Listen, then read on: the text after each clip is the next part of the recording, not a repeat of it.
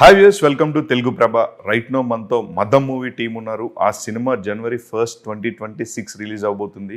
So trailer and teaser అయితే చాలా interesting ఉంది. అండ్ ఒక రస్టిక్ ఫిల్మ్, లైక్ కంప్లీట్ ఒక బ్లడ్ బాత్ అన్నట్టు, చాలా వైలెన్స్, చాలా ఇంట్రెస్టింగ్ అనిపించింది. సో ఆ సినిమా గురించి చాలా విశేషాలు మనతో షేర్ చేసుకోవడానికి ఉన్న టీంని అడిగి మరీ తెలుసుకుందాం. హాయ్ అండి, ఎలా ఉన్నారు? Super super, thank you for asking. And మదం అసలు టైటిలే చాలా పవర్ఫుల్ టైటిల్. ఎక్కడ ఎలా స్టార్ట్ అయింది? హౌ ఇట్ ఆల్ స్టార్టెడ్ మదం అంటే? మదం మా డైరెక్టర్ దగ్గర నుంచి స్టార్ట్ అయింది. యాక్చువల్గా నేను మూవీకి నార్మల్గా మూవీ ఆఫీస్కి అలా వెళ్తూ ఉంటాం కదా, నాకు కాల్ వస్తే వెళ్ళాను. వెళ్తే నాకు స్టోరీ చెప్పారు. I was very excited. And మిగతా ఎవరు నమ్మలేదు, మా డైరెక్టర్ తప్ప. డైరెక్టర్ గారు నన్ను చూసి నాకు ఆ 10 minutes జస్ట్ బ్రీఫ్ ఇచ్చిన స్టోరీలో నాకు నచ్చేసింది. ఆయనకి నేను సెట్ అయిపోతానని అర్థమైపోయింది. కానీ ఎవరు నమ్మలేదు మిగతా. వాళ్ళ కోసం ఇంటికి వెళ్ళి ఒక ఆడిషన్ వీడియో పంపించా. నేను వాళ్ళకి ఏం చెప్పా, అక్కడే చేయమండి, నేను చేయను అని చెప్పా. బేసికల్ నాకు ఆడిషన్స్ ఇంటికి వెళ్ళి నేను శారీ వేసుకొని ఒక వీడియో చేసి పంపించాను. నేను వాళ్ళకి ఎంత ధైర్యంగా చెప్పానంటే, నాకు స్టోరీ నచ్చేసింది, ఛాలెంజ్గా తీసేసుకొని నేను ఆడిషన్ వీడియో పంపిస్తా, తర్వాత సెలెక్ట్ చేయడం లేకపోవడం మీ ఇష్టం. నాకు డైరెక్టర్ గారు ట్రస్ట్ చేస్తారని తెలియదు, కానీ నేను వాళ్ళకి సవాల్ వేసాను. కానీ డైరెక్టర్ గారు నన్ను చాలా ట్రస్ట్ చేసి దాని తర్వాత జర్నీ స్టార్ట్ చేసిన తర్వాత మూవీ గురించి అమేజింగ్. నాకు స్టోరీ చెప్పిన దాంట్లో 100% ఎవరు తీయలేరు కదా, నాకు చెప్పిన దానికి ఆయన 200% తీశారని నా అభిప్రాయం. ఎందుకంటే 1980sని రీక్రియేట్ చేయడం, డిఓపి కానీ, ఆ లైట్స్ కానీ, ఆ కెమెరాస్ కానీ, అండ్ డైరెక్షన్, అంటే లైక్ స్టోరీ వచ్చేసి ప్రొడ్యూసర్ది. సో ఆ ప్రొడ్యూసర్ స్టోరీని తీసుకొని తను డైరెక్ట్ చేయడం అంటే ఇంకా కష్టం. అలాంటి దాన్ని ప్రొజెక్షన్ నెక్స్ట్ లెవెల్లో తీసుకొచ్చారు.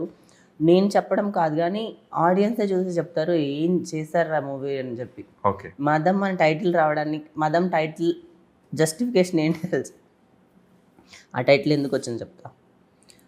ఒక ఆడదాని వల్ల రాజ్యాలు కూలిపోతాయి. అలాంటిది ఒక ఆడదాని మదం వల్ల నాశనమైన కుటుంబం, అదే టైటిల్. అక్కడ నుంచి స్టార్ట్ అయింది జస్టిఫికేషన్. అదే అంటే ఆ కుటుంబం ఎఫెక్ట్ అవుతుంది, దాని తాలూకా రివెంజ్ ఈ డ్రామా అండి. Okay, high emotional drama. So అంటే lot of emotions like play చేస్తాయి. అలాగే ఒక 30 days అండి మీరు అన్నట్టు. జర్నీ మాకేమీ పెద్ద లెందీ జర్నీ ఏం లేకుండే. మేము అనుకున్నాము, మంచి కథ వచ్చింది, చాలా క్వాలిటీ అవుట్పుట్ వచ్చింది. చాలా మీకు అసలు ఎక్కడ ఇది ఉండదు, చాలా వెరీ వెరీ బిగ్ ఫిలిం అవుట్పుటే కనబడుతుంది మీకు. యాక్చువల్లీ చాలా బిగ్ ఫిలిం అనే చెప్పాలి. It's a very very promising film with high emotions. అంత చాలా స్ట్రాంగ్ కంటెంట్ ఉంటుంది, బోల్డ్ కంటెంట్ ఉంటుంది. సో చాలా హెవీగా అనుకున్నాం. ఆ జర్నీ అంతా మాకు చాలా పక్కాగా పక్కడబంది భలే జరిగింది. సో ఒక 30 days మొత్తం ఒక ఫారెస్ట్లోనే ఉన్నాం అందరం. సో మొత్తం ఫారెస్ట్లో, మ్యాక్సిమం ఫారెస్ట్లో, సీలేర్ అని ఒక చిన్న టౌన్లో చేసాము. సో విజువల్స్ బ్యూటిఫుల్గా ఉంటుంది మీకు సినిమా. మీకు ఆ నేటివిటీ ఫీల్ వస్తుంది, ప్రతి ఇమోషన్కి కనెక్ట్ అవుతారు. పెయిన్, హెవీ పెయిన్ ఉంటుంది సినిమాలో. So it will be a power packed film. Sir, ఇప్పుడు చాలా రొమాంటిక్ సీన్స్ కావచ్చు, లేదా వైలెన్స్ కావచ్చు, బ్లడ్ కావచ్చు, చాలా ఎక్కువ ఉన్నాయి. అంటే కమర్షియల్ ఆస్పెక్ట్స్ కోసం మల్టిపుల్ రొమాంటిక్ సీన్స్ కావచ్చు, మీరు అన్న బోల్డ్ సీన్స్ పెట్టారా, లేకపోతే కంప్లీట్ సినిమా డిమాండ్? మనము వైలెన్స్ కానీ, సెన్షువాలిటీ కానీ ఎంత చెప్పినా సరే అండి, దాంట్లో ఇమోషన్ లేకపోతే ఆడియన్స్ చూడరండి. దాంట్లో ఒక ఇమోషన్ ఉండాలి, వెరీ వెరీ స్ట్రాంగ్ ఇమోషన్ ఉంది. సో మీరు మీకు తమిళ ఫిల్మ్ విసారణ ఇలాంటి ఫిల్మ్స్ చాలా ఉంటాయి, ఎంత స్ట్రాంగ్గా ఉంటాయి ఇమోషన్స్. సో దీంట్లో కూడా అంత స్ట్రాంగ్ ఇమోషన్, ఒక హీరో క్యారెక్టరైజేషన్లో ఒక పెయిన్, తర్వాత ఇనయ క్యారెక్టరైజేషన్లో ఒక లస్ట్, ఆ లస్ట్కి ఒక స్ట్రాంగ్ ఇమోషన్ ఒకటి ఉంటుంది. సో తన క్యారెక్టరైజేషన్ వల్ల ఎంతమంది జీవితాలు నాశనం అయిపోయాయి, ఆ జీవితాలని మనం ఎంత వైలెంట్గా చూపించామా అని యాక్చువల్గా మదంలో మేము అది బిలీవ్ చేసాం. అది ఎంత వైలెంట్గా చూపించాలో అంత వైలెంట్గా చూపించాం, because the story demand. So అంతేగాని మనం ఇష్టం వచ్చినట్టు నరికేసి ఇది చేసినా ఆడియన్స్ చూడరు, పెయిన్ లేకపోతే, ఒక ఇమోషన్ లేకపోతే. So this film has that emotion. So అది కూడా చాలా స్ట్రాంగ్గా ఉంటుంది, చాలా హాంటింగ్గా ఉంటుంది. సినిమా అయిపోయిన తర్వాత, బయటకు వచ్చిన తర్వాత ఎంతోమందికి ఎన్నో క్వశ్చన్ మార్క్స్ ఉంటాయి. ఒక 2 రోజులు డెఫినెట్గా హాంట్ చేస్తుంది ఫిలిం. పార్ట్ 2 కానీ సీక్వెల్ ఇచ్చారేమో? ఇచ్చాము, లీడ్ అయితే ఇచ్చాము, చూడాలి. మీరు అంటే ఇప్పుడు నేను చెప్పినట్టు ఒక లస్ట్ఫుల్ క్యారెక్టర్ ఏదైతే ఉందో, అంటే ఆలోచిస్తారండి ఒక యాక్టర్ ఇది చెయ్యాలా వద్దా అని చెప్పేసి చాలా డైలమాలో ఉంటుంది. ఎందుకంటే స్టీరియోటైపిక్, లైక్ మనం ఏదో ఒక పెట్టేస్తారు లైక్ ఈ అమ్మాయి ఇలాంటి క్యారెక్టర్స్ నెక్స్ట్ నుంచి అదొక వచ్చేస్తూ ఉంటుంది మన మీద అదే క్యారెక్టర్ ఈ అమ్మాయి కొంచెం అడల్ట్ క్యారెక్టర్ చేస్తూ ఉంటుంది అని చెప్పి ఆలోచించారండి వద్దు అని ఆలోచించండి. యాక్చువల్గా ఈ మూవీలో ఏంటి అంటే ఈ క్యారెక్టర్ నేమే లేదు, ఆడది అనుకుంటే లైక్ ఇలా ఒకవేళ ఇలా అనుకుంటే ఎలా జరుగుతుంది అని చెప్పి నా పేరు రివీల్ చేయలేదు, పార్ట్ 2లో రివీల్ అవుతుంది నా పేరు. Wait for part 2. అండ్ ఈ మూవీ స్టార్టింగ్కి వచ్చేటప్పుడు అంటే లైక్ 3 members ఇంటిమేట్ సీన్స్ అన్నారు. ఇంటికి ఒక రోజు ఆలోచించుకున్నాను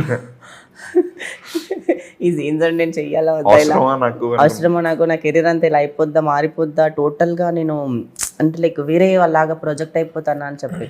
కానీ నేను ఒప్పుకున్న దానికి ఒక్కటే రీజన్, ఈ క్యారెక్టర్ ఓన్లీ మిగతా మూవీస్లో నన్ను ఇట్లాంటి క్యారెక్టర్స్కి పిలిచి జస్ట్ సీన్స్కి పెట్టుకొని మిగతా క్యారెక్టర్ని కట్ చేసేసిన రోజులు ఉన్నాయి. బేసికల్లీ వేరే మూవీస్లో జరిగాయి అలాగా. ఎందుకంటే ఓన్లీ సీన్లో ఉంచుకొని క్యారెక్టర్ని కట్ చేస్తారు వాళ్ళు. ఎందుకంటే దే బిలీవ్ క్యారెక్టర్ని ఎందుకు వాళ్ళు చెప్పేసి తీసేస్తారు. కానీ ఈ మూవీ అలా కాదు. ఈ మూవీలో I have that scope to perform and act ఒక పవర్ఫుల్ రోల్. ఒక కుటుంబం నాశనం చేసే అంత పవర్ ఆమెకు ఉంది అంటే తను ఎంత పవర్ఫుల్గా కనిపించాలి, ఎలా ఉండాలి అంటే ఆ సీన్స్ వల్ల మిగతా స్టోరీ అంటే లైక్ మిగతా నా అంటే పర్ఫార్మెన్స్ మారదు, కానీ నా పర్ఫార్మెన్స్ వల్లనే నిలబడుతుంది అని చెప్పి నేను నమ్మాను. బేసికల్లీ ఆ సీన్స్ని జనాలు గుర్తుంచుకోరు, నా పర్ఫార్మెన్స్ని గుర్తుంచుకుంటారు అని చెప్పి నమ్మాను. నేను చూపించాలి ప్రపంచానికి అలాంటి సీన్స్ చేయడం తప్పు కాదు, పర్ఫార్మెన్స్ చేస్తే నిలబెడుతుంది మనల్ని అని చెప్పి ఈ మూవీ వెయిటింగ్. అని మూవీ బయటకు వచ్చి జనాలు ఎలా తీసుకుంటారో అని వెయిటింగ్. ఎందుకంటే దీంట్లో నేను చెప్పలేను అలా ఎలాగా బయటకు వచ్చిన తర్వాత ఎవరు హేట్ చేస్తారు, ఎవరు దాన్ని లవ్ చేస్తారో తెలియదు. Maybe men are going to hate అని చెప్పొచ్చు, లేదా women are going to hate అని చెప్పొచ్చు. వీళ్ళు ఈ బయటకు వచ్చిన తర్వాత ఎవరు ఎలా తీసుకుంటారో ఎందుకంటే ఆ క్యారెక్టర్ అలా ఉంటుంది. బేసికల్లీ అలాంటి క్యారెక్టర్ రాదేమో, ఒక అమ్మాయిని అంతగా చూపించింది. బట్ మా డైరెక్టర్ నన్ను నమ్మారు, అందుకే నేను ఈ క్యారెక్టర్ చేయగలిగాను. బట్ మా డైరెక్టర్తో పాటు మిగతా వాళ్ళందరూ కూడా they are very much happy. నన్ను ఎవరు నమ్మలేదు, ఆయనే నాకు ఫస్ట్ సెన్సార్ రివ్యూ వచ్చిన తర్వాత నాకు మా డైరెక్టర్ గారు కూడా నాకు చెప్పలేదు మా సెన్సార్ వచ్చేసింది. బికాస్ వీఆర్ వెయిటింగ్, సెన్సార్ రావట్లేదు. 6 months అయిపోయింది, +6 months అయిపోయింది, ఆగిపోయింది మూవీ, ఎక్కడ రిలీజ్ అవ్వదు అని ఒక బాధ వెయిట్ చేస్తున్నాం.